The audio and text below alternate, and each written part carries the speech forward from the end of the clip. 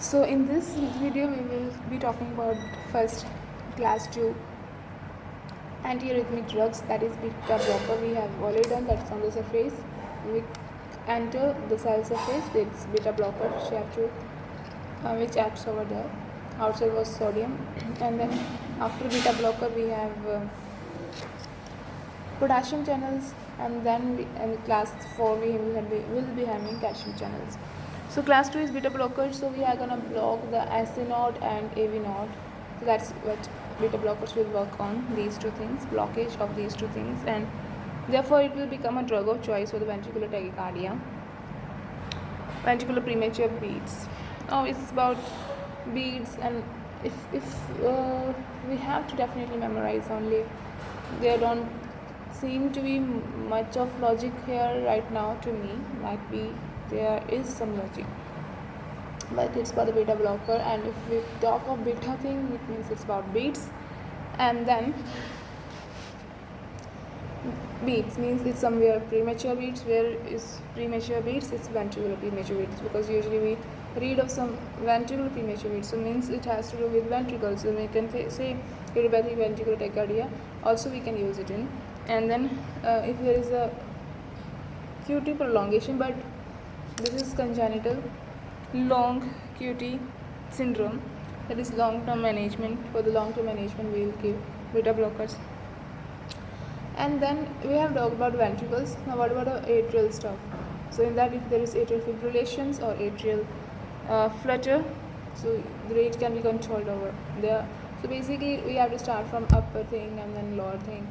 So for the ventricular tachycardia, preventricular ventricular premature beats, and then atrial fibrillations, atrial flutter, definitely it's a drug of choice in all the things. And along with this we have also learned something called congenital long QT syndrome. And if it is about rate control in the atrial flutter or fibrillation, then there can be two things, like you want to control the rate. You have to do something called rate control. It could be stable and unstable. Stable means you're gonna go for rate control in atrial fibrillation or atrial flutter. So if it is some sort of stable condition, then we'll use metoprolols. See, I am stable, right?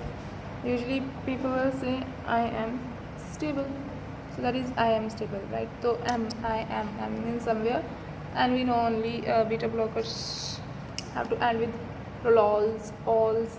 So it is metoprolols, which is for the stable rate control in the case of atrial fibrillations and flutter. And if it is unstable, then it is ethmolol, usually shorter sections. So E, you are also unstable, so we will react in that way. E, you are so unstable. From E we will get ethmolol, and this is shortest acting. And then we have the catecholamines, and in the catecholamine, then we have the catecholamine induced arrhythmias, right? So catecholamines, because they are gonna be like hyperactivity, sympathetic nervous system activation, and then it will cause, what we say now, in which conditions will you have increased catecholamines? If it is pheochromocytoma, exercise induced, stress induced catecholamine in release, we can say, and some anesthetic agents like halothane and cyclopropanes, right? When you're cycling, then your halothane or will be kind of, you will be sweating a lot, you will be your heartbeat will be high, and all these things we can link with that. Just a mnemonic thing, cycle, you are on the cycle, and your hal means your physique, your health will obviously will deteriorate, and sympathetic activation will be there. Definitely catecholamines will be. So these are two anesthetic agents.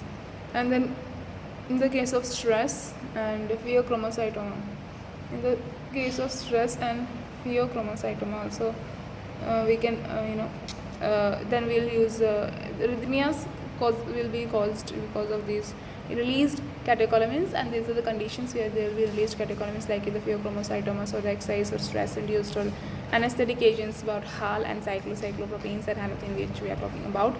So yeah, next is acute attack of supraventricular tachycardias and PSVT, proximal supraventricular tachycardia.